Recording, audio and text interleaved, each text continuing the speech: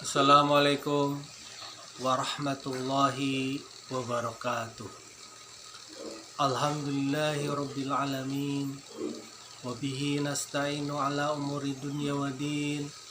Ashhadu an la ilaha illallah wahdahu la syarika lah.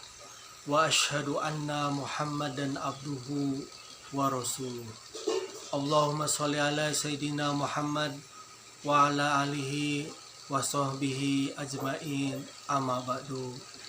Saudaraku kaum muslimin, pada kesempatan ini saya ingin menyampaikan sebuah kisah sahabat yang mulia Thalhah bin Ubaidillah yang menjamu tamu Rasulullah.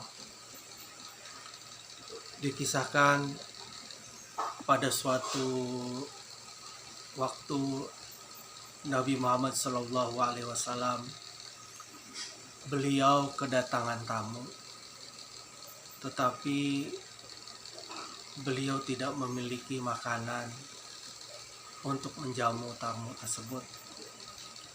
Rasulullah SAW adalah orang yang dermawan, orang yang selalu ingin menjamu tamunya.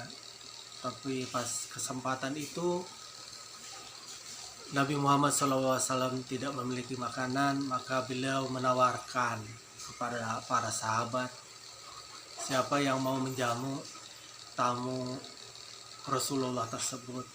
Maka disambutlah oleh Thalhah bin Ubaidillah radhiyallahu anhu, kemudian mengajak ke rumahnya untuk makan malam. Tetapi apa yang didapati setelah memanggil istrinya, ternyata di rumahnya cuma tersedia makanan untuk malam itu untuk anaknya. Maka Abu Thalhah pun mensiasati, menyuruh anaknya tidur lebih dulu. Jadi Ummu Sulaim, istrinya Abu Thalhah, mengajak anaknya tidur lebih awal. Setelah anaknya tertidur, maka Abu Thalhah menyediakan makanan itu untuk tamu. Karena makanannya itu terbatas, maka Abu Thalhah mematikan lampu rumahnya dengan alasan minyaknya telah habis. Maka dimatikanlah lampunya. Mereka tamu itu pada makan, sedangkan Abu Thalhah ikut makan tapi sebenarnya tidak makan karena makanannya tidak tersedia. Jadi dia cuma pegang piring kosong aja. Karena lampunya mati, maka ya nggak ketahuan gitu. Itu makanya lampunya dimatikan karena makanannya terbatas. Ini keinginan sahabat yang luar biasa ya, pingin menjamu tamunya, makanannya terbatas cuma untuk makan malam anaknya, tapi anaknya ditidurkan terlebih dahulu. Mereka makan, tamunya makan, mereka tidak makan gitu. Sampai segitunya, mana bisa kita begitu orang. Kita lapar, kita pengen makan, ada tamu yang didahulukan. Itu yang dilakukan Abu Thalhah. Ini amalan yang luar biasa. Karena dalam suatu hadis pun dikatakan adalah barang siapa yang beriman kepada Allah dan hari akhir, maka hormatilah tamunya. Kisah ini menginspirasi bagi kita semua, karena setelah kejadian ini Rasulullah SAW mendapat wahyu yang memuji apa yang dilakukan Thalha bin Ubaidillah radhiyallahu anhu ini. Ketika makanan tidak ada, hanya untuk dirinya sendiri, untuk anaknya, tapi malah diberikan kepada tamunya. Rasulullah SAW menyampaikan, turunlah ayat surat Al-Hasr ayat 9 yang bunyinya berikut. A'udzubillahi minasyaitonirrajim. Bismillahirrahmanirrahim. Walladzina tabawwa'ud dara wal imana min qablihim yuhibbuna man hajara ilaihim wala yajiduna fi sudurihim hajatan mimma utu wa yu'siruna ala anfusihim walau kana bihim khasasah wa may yuqa shuhha nafsi fa ulaika humul muflihun. Walladzina, dan orang-orang, tabawwa'u, menempati, mendiami, daro, suatu kampung, suatu kota, wal iman, dan beriman, min qablihim, sebelum kedatangan mereka kaum muhajirin. Jadi orang-orang yang menempati kota Madinah, yaitu kaum Ansor, yang beriman sebelum kedatangan kaum muhajirin. Yuhibbuna man hajaru ilaihim, mereka mencintai yang berhijrah kepada mereka. Wala yajidu fi sudurihim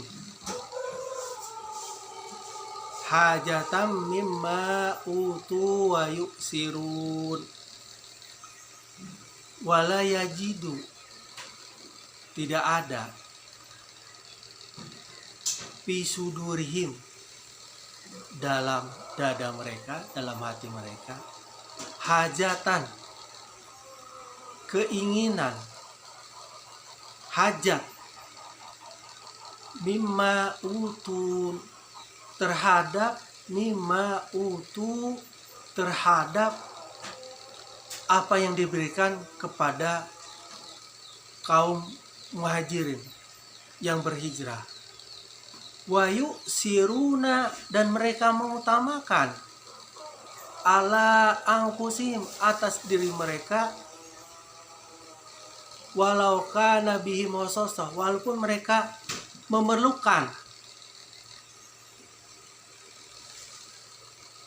Wa may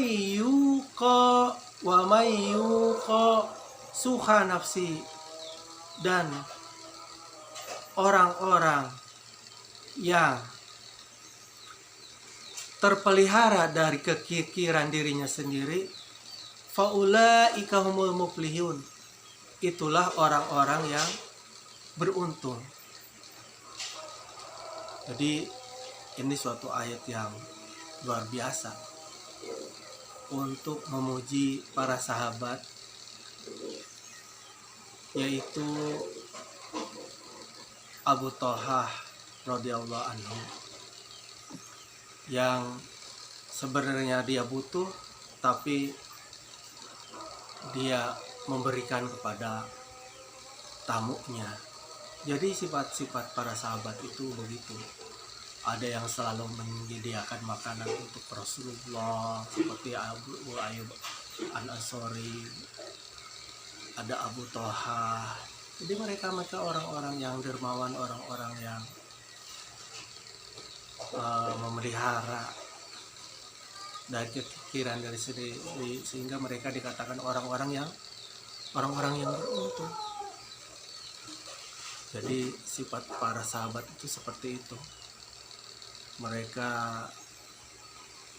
kaum Ansor ini mengutamakan kaum muhajirin sehingga Allah memujinya, menurunkan ayat untuk memuji para sahabat tersebut, karena amalan para sahabat ini luar biasa sekali, menjadi ide, menjadi teladan bagi kita, menjadi qudwah bagi kita untuk kita ikuti dalam kehidupan ini, karena mungkin saat ini banyak sekali orang-orang yang memerlukan bantuan. Jadi nikmat ini memang harus kita syukuri dengan cara mengucapkan rasa syukur alhamdulillah, kemudian dengan cara kalau kita punya harta yang sudah nisab zakatnya diberikan zakatnya, kalau mau bersedekah kita bersedekah. Jadi diceritakan para sahabat dan Rasulullah adalah orang-orang yang tidak mengejar harta, malah khawatir kalau ada hartanya yang di rumah belum dia sedekahkan, belum dia amalkan. Dikisahkan Rasulullah SAW pernah waktu sholat selesai, beliau tuh bergegas ke rumah, sehingga para sahabat tuh merasa heran, kenapa Rasulullah habis salat langsung bergegas ke rumah. Rupanya di rumah itu ada harta yang belum beliau sedekahkan.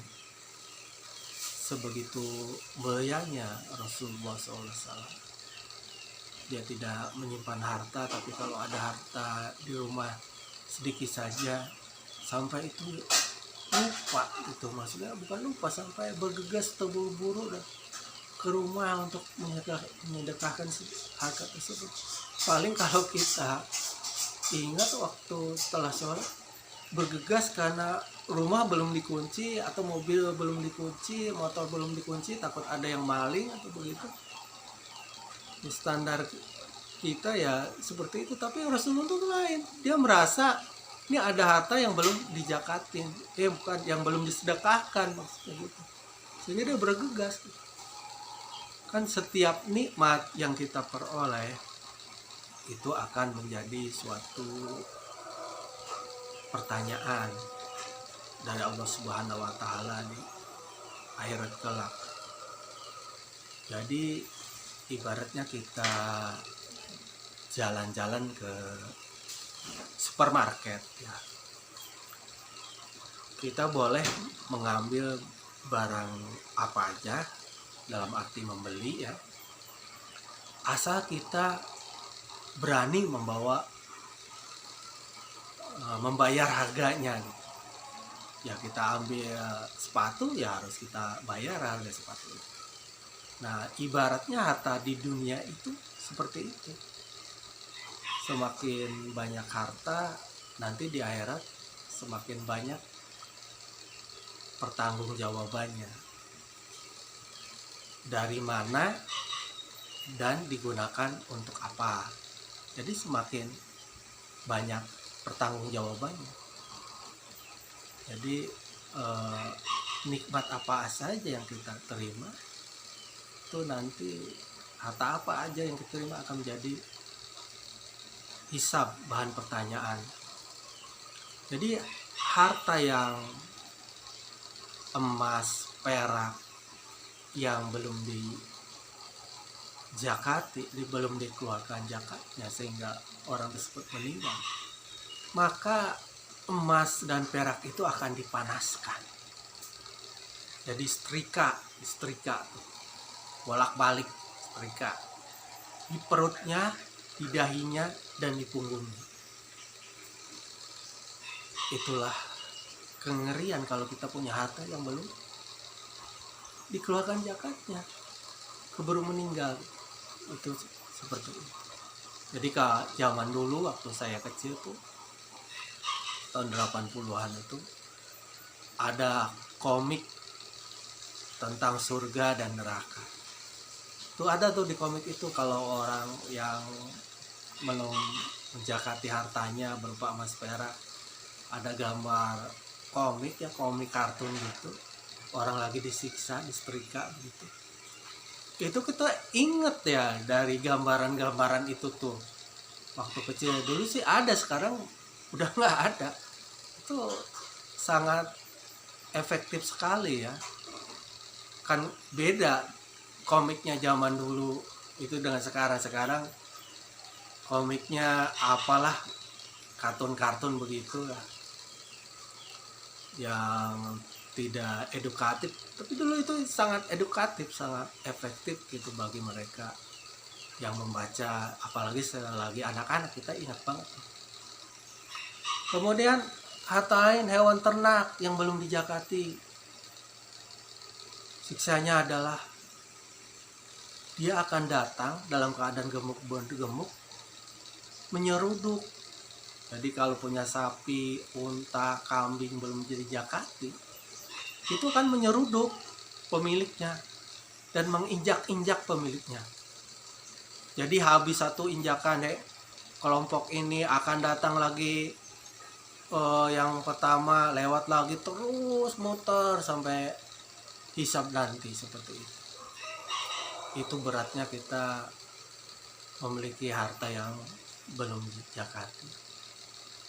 Jadi ya jadi hiburan lah bagi mereka yang tidak memiliki banyak harta.